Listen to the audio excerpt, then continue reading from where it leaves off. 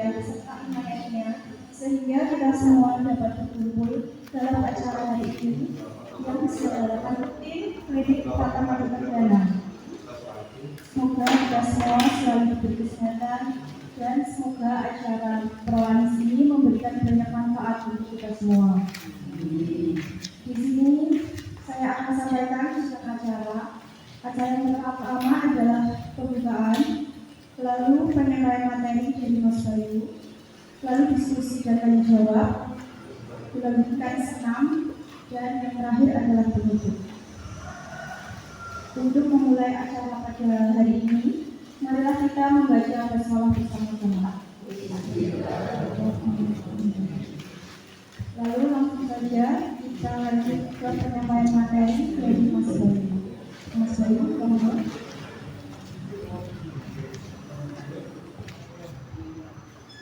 Assalamualaikum warahmatullahi wabarakatuh. Waalaikumsalam warahmatullahi Selamat wabarakatuh. pagi untuk kita semua. Salam sehat ya, buat kita semua. Semangat. Yang terhormat untuk tim Prowanis, tim Pratama Perdana, juga tim dari Laboratorium juga yang saya hormati. Puji syukur kehadirat Allah Subhanahu wa Ta'ala, kita masih bisa berkumpul di Klinik Pratama Perdana dengan sehat iman, sehat kuat, dan tidak ada suatu hal yang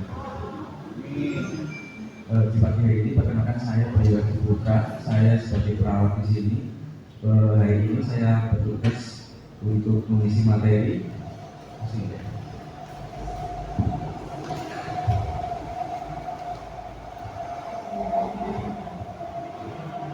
Untuk materi hari ini kita dengan hipertensi dan diabetes.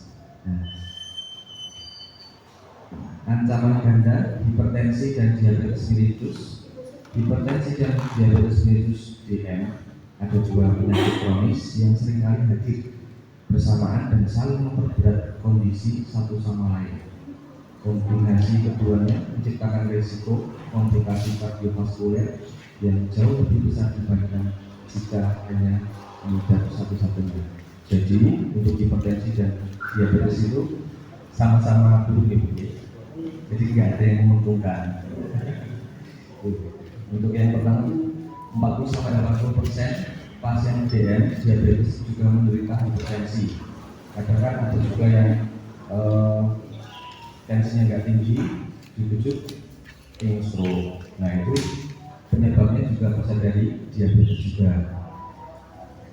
Jadi hipertensi itu menciptakan risiko berlipat ganda, bisa ke jantung, ke dada sesak, mungkin pusing dan ibu, itu juga bisa. Risiko penyakit kardiovaskular meningkat secara eksponensial. Sudah masuk ke gagal ginjal, kerusakan organ vital terjadi diam-diam tanpa gejala yang jelas. Hipertensi juga disebut dengan the silent killer yang mengintai. Selain itu artinya pembunuh secara diam-diam. Fakta menunjukkan riset kesehatan riset dan 2014 mencatat prevalensi hipertensi di Indonesia mencapai 34,11%, melonjak drastis dari 25,8% pada tahun 2013. Artinya 1 dari 3 orang dewasa Indonesia berisiko. Mengapa berbahaya? Hipertensi seringkali tidak menunjukkan gejala. Itu sih ada yang nggak pusing, nggak ada gejala apa-apa, terus pas tensinya 200, menjadikan dijuluki pembunuh senyap. Penderita bisa merasa sehat, dan itu biasanya PD, kalau awalnya sehat, tensi tinggi. Nah ini yang disebut dengan pembunuh senyap. Nah ini bisa organ vital seperti otak, mata, jantung, dan ginjal sedang mengalami kerusakan progresif tanpa deteksi dini melalui pemeriksaan rutin. Nah, pentingnya ada Prowanis ini bisa mengecek tensi kita, kesehatan kita gimana. Jadi bisa kolaborasi sama dokter, bisa konsul juga. Kondisi dapat berkembang menjadi komplikasi fatal yang sebelumnya bisa dicegah. Jadi penyakit sedang itu bisa dicegah.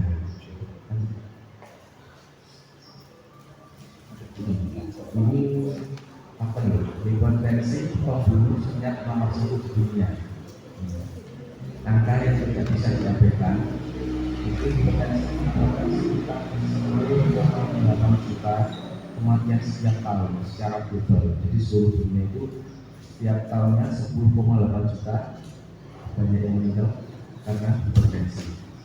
Nah, ini menjadikan salah satu faktor resiko kematian tertinggi di dunia melampaui banyak penyakit yang lain. Terus gula itu ya nomor kesekian, yang nomor pertama itu tetap hipertensi. Ironisnya, sebagian besar kematian ini dapat dicegah melalui deteksi dini. Nah, ini seperti kayak di ujung kan ada posyandu, kita bisa dimanfaatkan. Terus kegiatan sebulan sekali di Prolanas ini kan juga bisa dimanfaatkan juga. Jadi harus deteksi dini. Jadi perubahan gaya hidup, terus kepatuhan terhadap pengobatan yang disediakan dokter itu harus.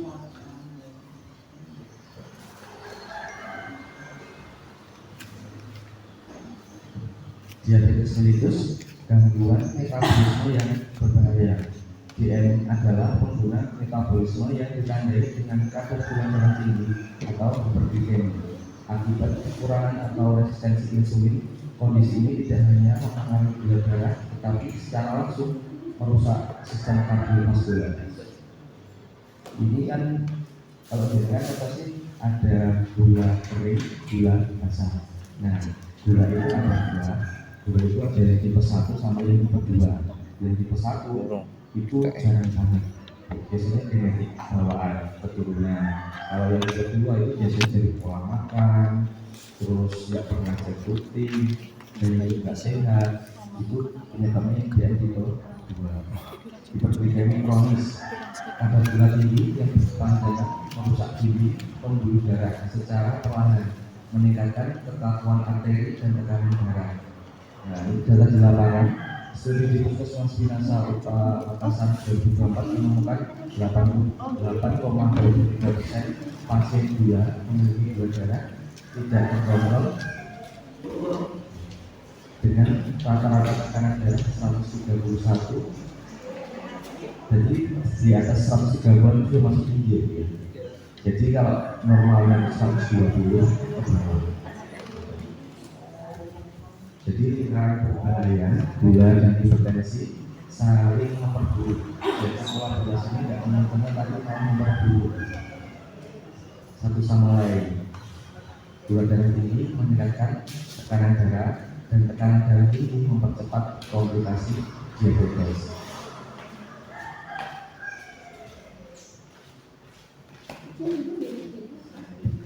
Keterkaitan erat gula darah tinggi dan tekanan darah tinggi, kombinasi hipertensi dan diabetes tipe 2. Kemudian yang tipe 2 ini yang saya sebutkan dari pola makan nggak sehat, terus nggak pernah dicuci, terus gaya hidup nggak sehat. Terus ini yang di tubuh keduanya saling memperburuk satu sama lain, mempercepat kerusakan pembuluh darah, jantung, ginjal dan mata. Ada yang gula kering, gula basah. Nah, pas awak ibu itu gula kering. Kalau yang punya luka itu jadi gula basah. Itu enggak ada. Jadi adanya gula DM tipe 1 sama tipe 2. Jadi yang bawaan keturunan sama yang pulang juga sehat. Jadi ini bisa retinopati atau kebutaan, bisa kerusakan pembuluh darah retina akibat diabetes dan tekanan darah tinggi, dapat menyebabkan gangguan penglihatan, bulu-bulu, bau begitu. Di 10,8 juta kematian per tahun. Hipertensi menyebabkan 10,8 juta kematian setiap tahun secara global menyeluruh, menjadikannya salah satu faktor risiko kematian terbesar di dunia.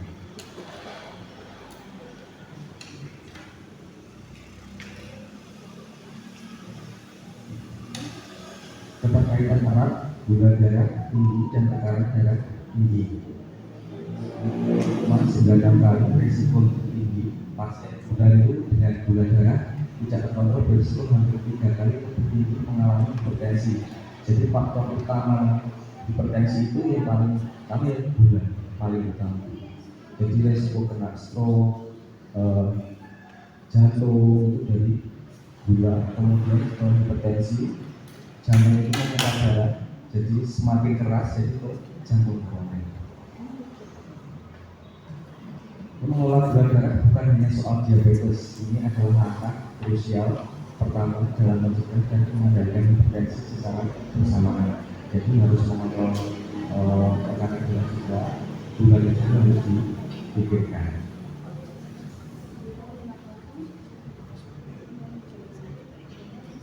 Nah ini yang paling penting ya, Bapak Ibu. Mengapa kunjungan dokter rutin sangat penting?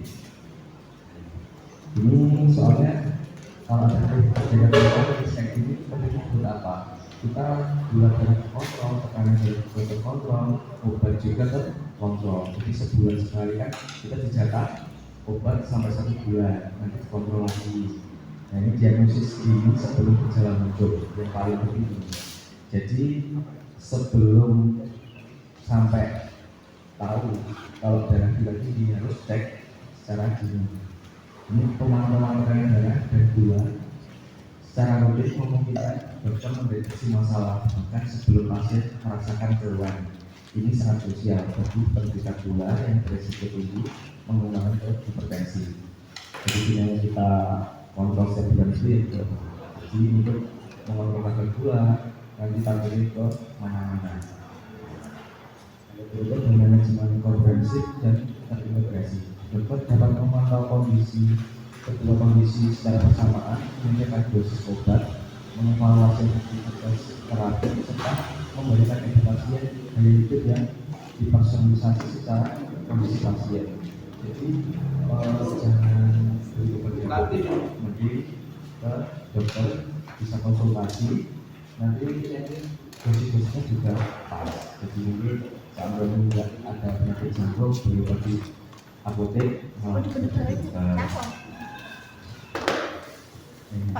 pencegahan komplikasi mengancam jiwa. Kunjungan rutin memungkinkan deteksi dini tanda-tanda kerusakan organ sakit seperti retinopati, lagi kayak kebutaan, terus enkopati, neuropati, jauh sebelum berkembang jadi kondisinya tidak dapat dipulihkan. Pemeriksaan berkala membantu mendeteksi faktor risiko sejak dini, sehingga langkah pencegahan dan penanganan bisa dilakukan lebih awal.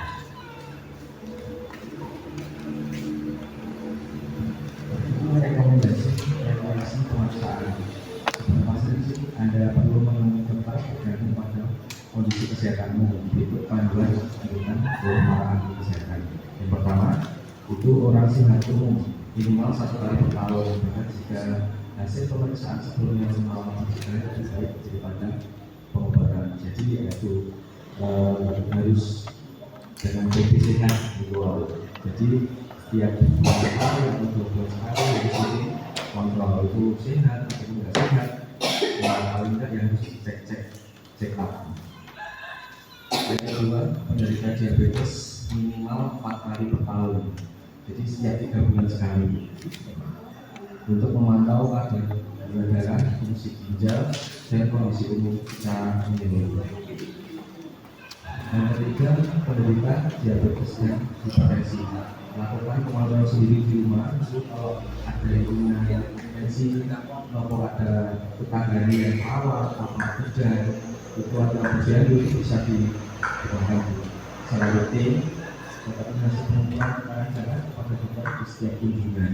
Jadi mungkin dengan saat mas di posyandu atau pas periksa di bidang, pas konsultan sama dokter darah nanti bisa dikonsultasikan.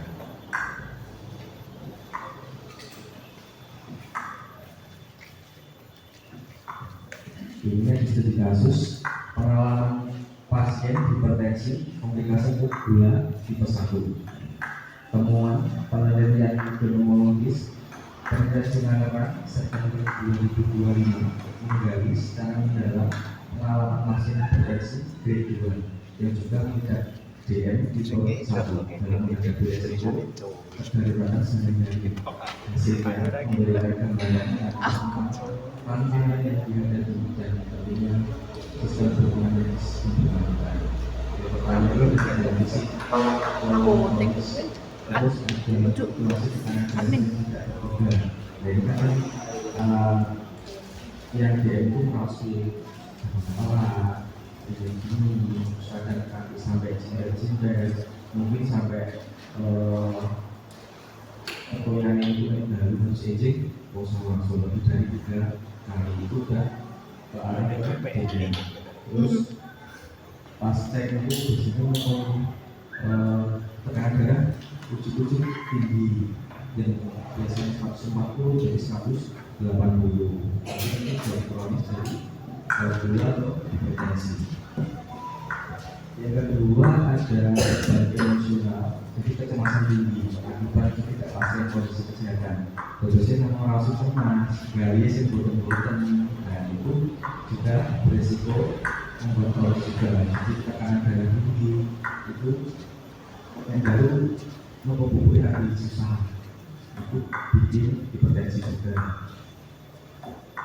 Yang ketiga ada strategi adaptasi, jadi pengendalian disiplin, modifikasi gaya hidup dengan spiritual. Yang pertama pengendalian disiplin, yaitu kegiatan prolanis sama konsul atau tenaga medis yang lainnya. Terus modifikasi gaya hidup itu ya kita harus makan makanan yang sehat, menghindari makanan-makanan yang berlemak, terus minyak itu juga bisa.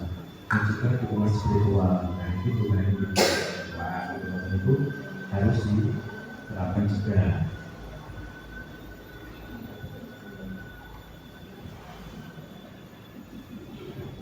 Nah ini pemantauan mandiri di rumah, pelengkap bukan pengganti. Manfaat pemantauan mandiri di rumah itu mengukur tekanan darah dan gula darah secara mandiri di rumah, memberikan data harian yang beragam, membantu mendeteksi situasi abnormal lebih cepat serta meningkatkan kesadaran pasien terhadap kondisi. Ini adalah pemberdayaan yang penting. Jadi pemantau di rumah itu kalau punya tensi atau punya tetangga yang bidan atau perawat bisa minta tolong untuk cek tensi atau gula darah. Dan kedua itu keterbatasan yang harus dipahami. Pemantauan mandiri tidak dapat menggantikan kunjungan dokter yang lain. Harus dokter juga, jadi nanti kalau ada konsultasi bicara bicara atau perawat kita nanti masih bisa konsultasi dokter juga. Tanpa panduan profesional, hasil pengukuran bisa salah diinterpretasi. Dokter akan mengajarkan teknik pengukuran dan benar membantu membaca data dan menyelesaikan rencana pengobatan berdasarkan hasil pemantauan. Jadi dengan konsul itu kita bisa kasih obat sama dokter untuk dosisnya, minumnya gimana, nanti itu pemantauan mandiri yang tidak ada yang dilakukan secara konsisten. Jadi mereka itu 2 hari sekali atau 2 hari sekali terus tensi cek tensi sama level gula darah 20 hari.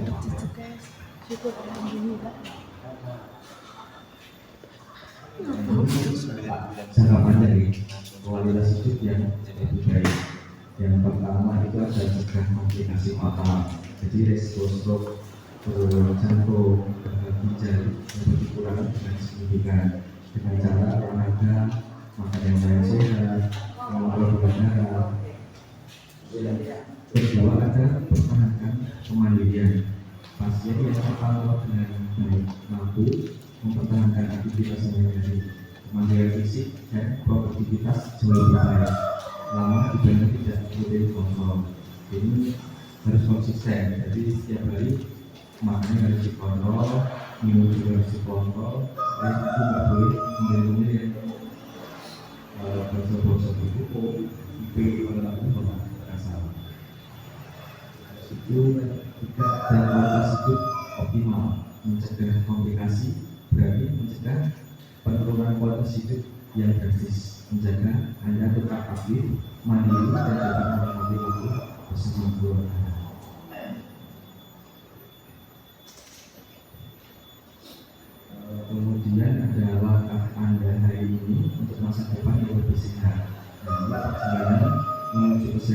optimal itu dimulai dari satu keputusan sederhana, menjadwalkan kunjungan rutin ke dokter.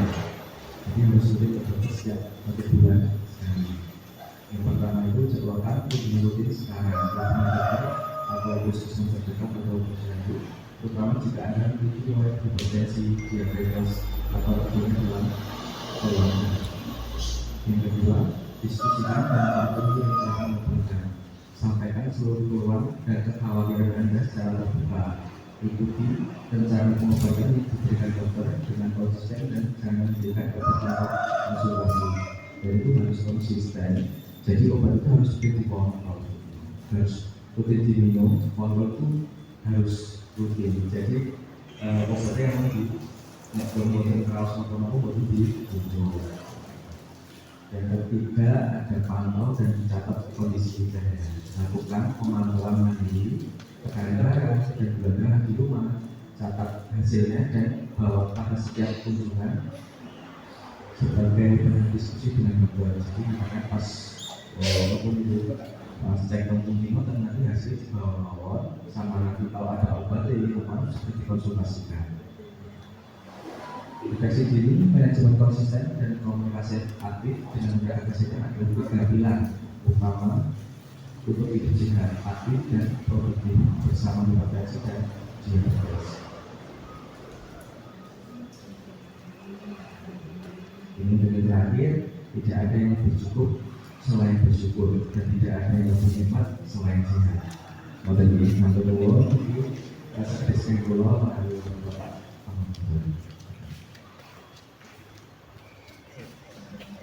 Monggo ada yang mau ditanyakan?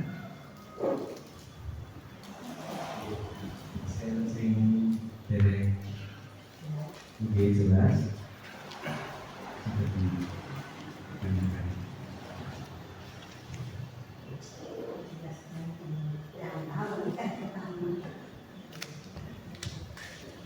Monggo Bapak Ibu, selamat siang tambah. Itu langsung sangat mobil. Perbedaan diabetes mellitus tipe 1 dan 2 yang paling membedakan itu apa?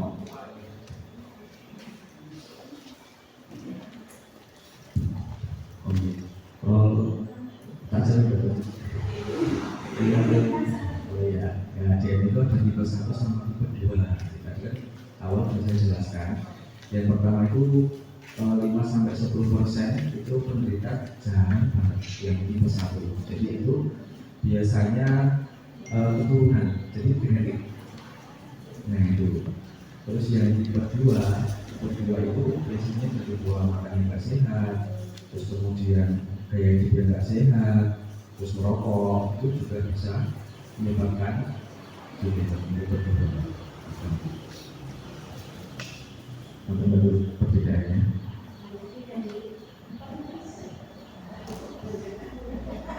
Iya, yang tipe 1 itu apa harus pakai insulin?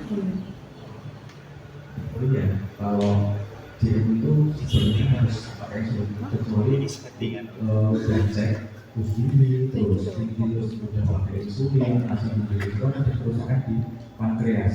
Nah itu kalau ibaratnya insulin itu ibaratnya kayak truk, nah itu di jalan itu kayak jalan. Nah pankreas itu kayak pabrik. Nah betul ya itu. Jadi seumpama itu truk mau ke pabrik, itu kan insulinnya itu seumpama nggak sampai pabrik itu kan nanti jadi seumpama jadi pankreas itu untuk memproses insulin jadi energi dari glukosa itu ke pankreas jadi energi. Dan sama macetnya itu tadi tidak sampai ke pabriknya, jadi macet di jalan.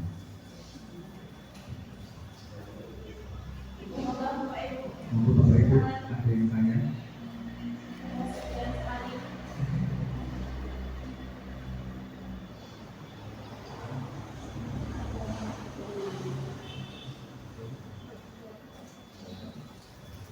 Monggo Bapak Ibu, sebenarnya ditanyakan.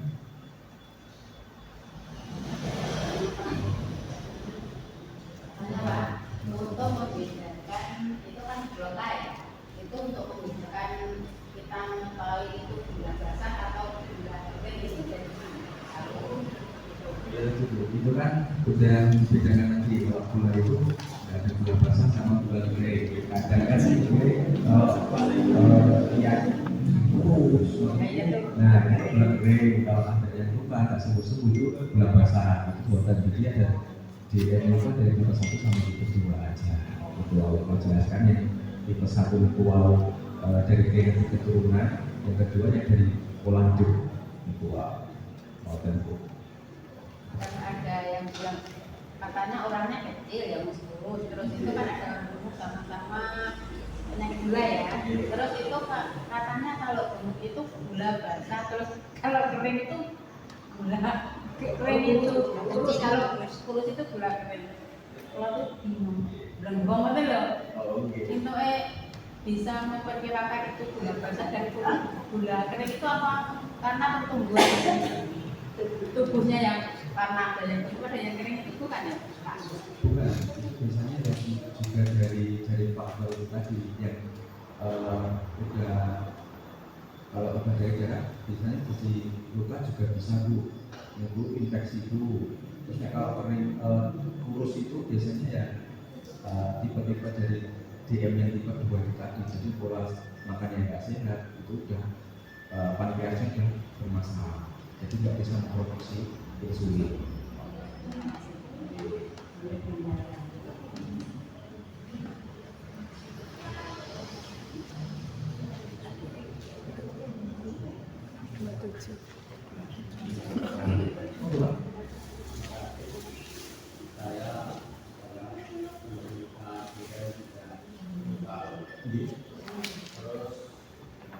Selama ini saya kontrolnya di rumah sakit RSU karena kebutuhan dari pekerjaan. Terus selama beberapa bulan ini katanya dokter hasilnya sudah bagus, verifikasi yang di data dari Pak Dokter. Terus sekarang sudah dirujuk balik dari klinik. Dari hasil itu, apakah ada kemungkinan seseorang yang menderita seperti saya dengan patuh pada aturan dokter, maksud saya ya tetap untuk insulin dan juga minum obat sesuai aturan dokter, itu bisa, maksud saya, kembali normal seperti Bocor juga ya, itu bisa pak, bisa. Jadi dengan tinggal pola makan yang sehat aja, terus anjuran dari dokter harus dilakukan. Nah, itu kan kalau insulin sama minum obat lebih aman insulin pak. Jadi insulin itu kan kalau disuntikan langsung ke darah. Kalau obat itu kalau diminum harus minum obat ginjal, liver, itu kan apa kerja ginjal. Nah itu kalau jangan pakai insulin ya mending pakai insulin mawar. Jadi makan yang sehat, terus yang utama itu jangan ngambil, itu nanti tetap gula darah terkontrol. Jadi biasanya kan terakhir cek juga pak. ya kalau masih rutin suntik insulin itu rata-rata ya 150 di bawah. Oh, okay. Sehari insulin berapa kali?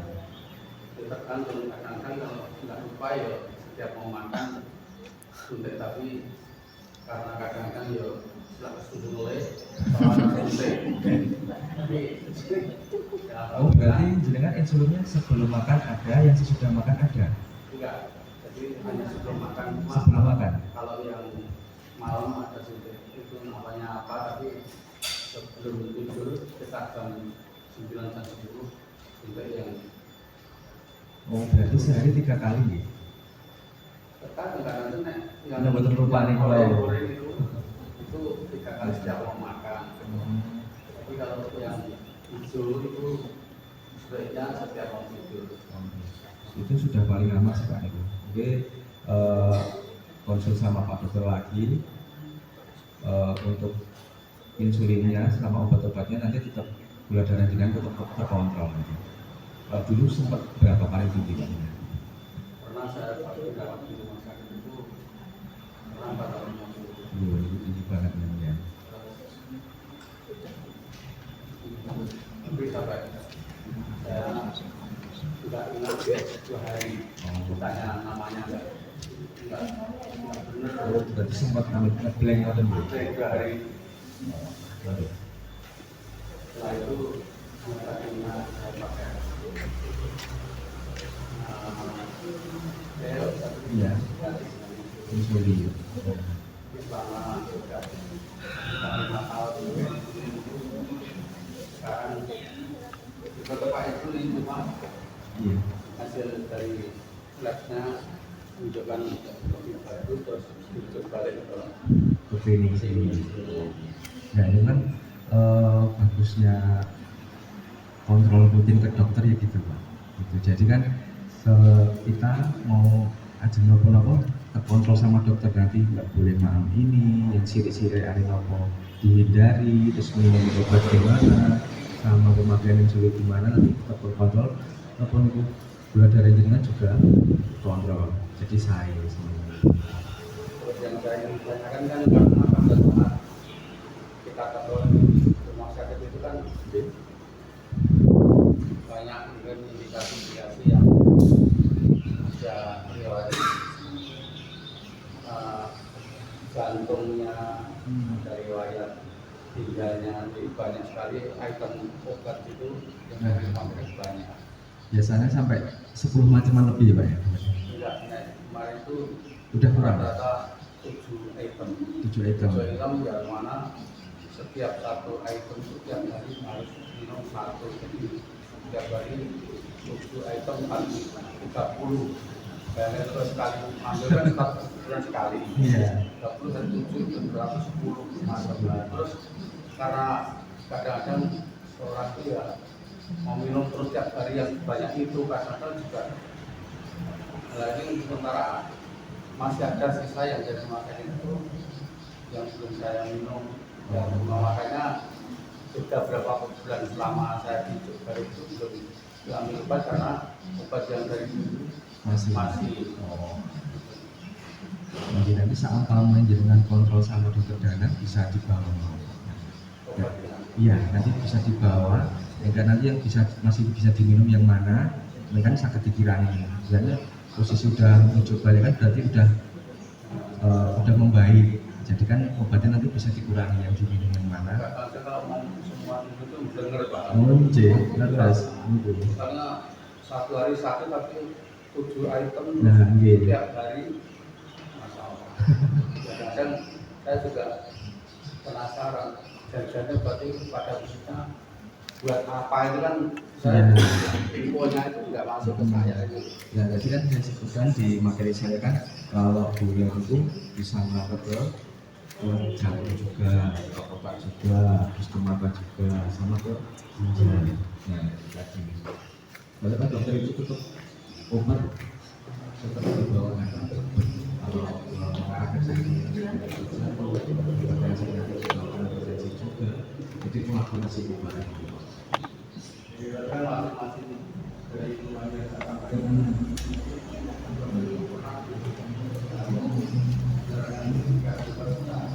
Ya.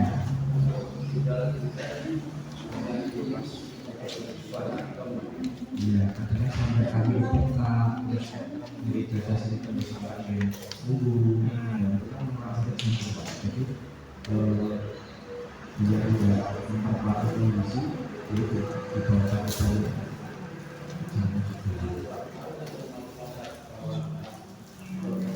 Jadi apa kalau pas pakai Pak Dokter Senin Rabu Jumat sore habis maghrib itu dengan betul mawon, dan nanti yang masih diminum yang mana kan nanti dijelaskan itu disiap Israel yang masih diminum yang mana sehingga bedanya betul mawon misalnya belum ada yang mau tanya.